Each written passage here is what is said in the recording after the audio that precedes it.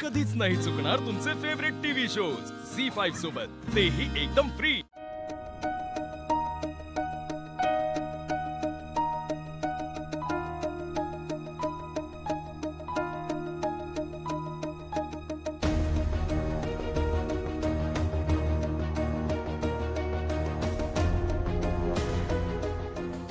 अहो, सांगाल का नेमकं काय झालंय ते?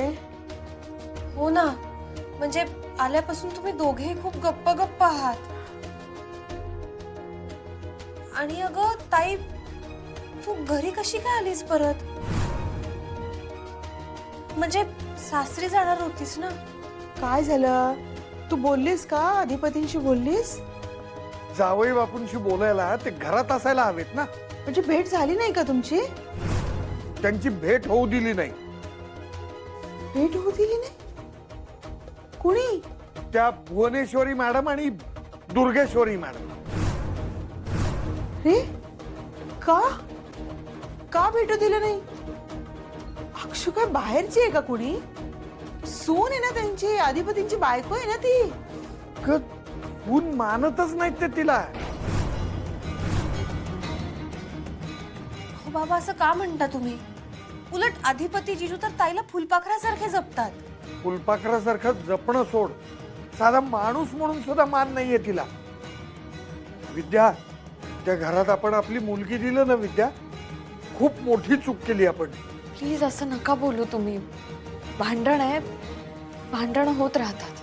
भांडणं होतात ग, पण हाणामारी झाली त्याचं काय? हाणामारी? काय? हाणामारी? बापरे! हो, जीव घेणा हल्ला। अहो, काय बोलताय? जीव घेणा हल्ला?